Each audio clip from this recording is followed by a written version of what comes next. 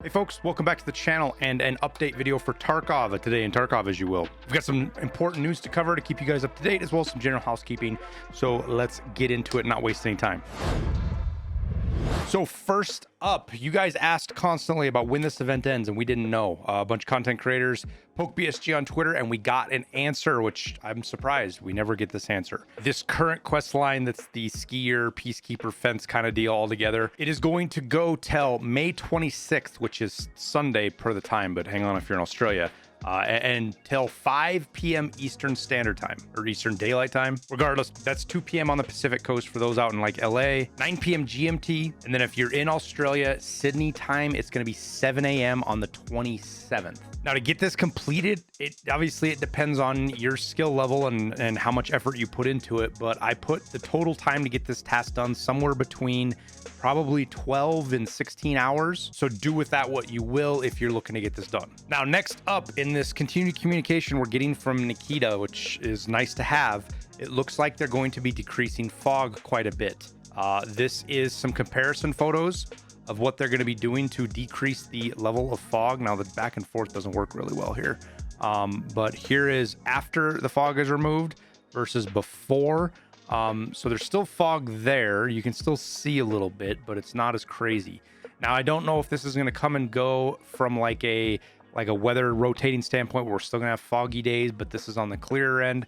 What that's going to be, we don't know, but it looks like we're working towards that to look better. When, we don't know. Nikita just said soon, I think. He replied down here somewhere and he said as soon as possible that they're going to try to get it pushed out. After that, another update. He does these every couple of days. He talks about what is going to be happening with PvE. He says they're limited by the number of servers at the moment, which is why not everybody has it and why there's short raid times and long load-in times and all that stuff. They're ordering more servers, optimizing the game servers that they can hold more rooms. So that's what they're doing right now, at least in relations to the PvE stuff. We also got a little sneak peek, something here that Nikita likes to do. I think people have deemed them Nikki leaks, but it's work in progress. You can see here, it looks like mortars. This is on Shoreline. I don't know if this is going to be part of the storyline or this is going to be part of the terminal area or when they add the bears version of the rogues. All that stuff is possible, but needless to say, we're going to have mortars in Tarkov at some point. The next really big thing we got from Nikita is this map to map travel work in progress. Now, looking at this, there's not much there. There is Transit 01 and Exfil 02. So does this mean that this is how you travel from map to map? Does this mean that it transports you to a different part of the map?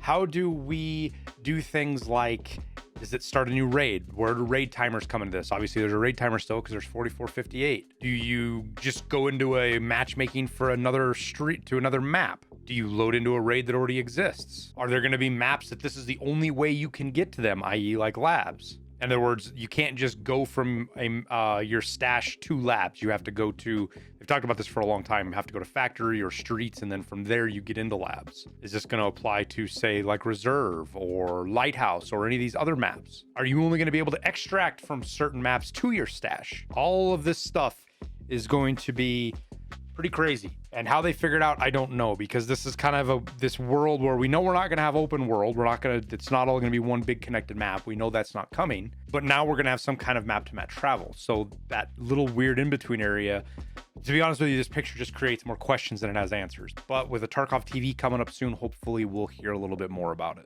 And then last but not least, we got an update. They have banned 30,000 cheaters from March 15th to May 17th. So that's over about 2 months.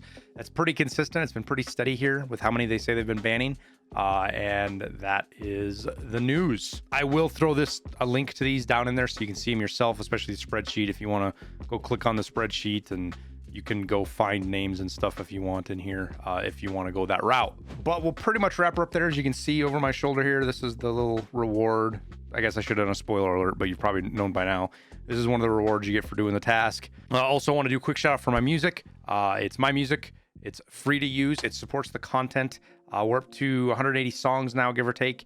It's on Spotify, links down in the description. It's also free for content creators. So if you want to use it in your streams or YouTube videos, we don't DMC takedown or copyright strike folks. We made it for the community for people to use. So go check that out. Let me know what you think. But we'll wrap her up there. Thank you guys for watching, and we'll see you in Tarkov.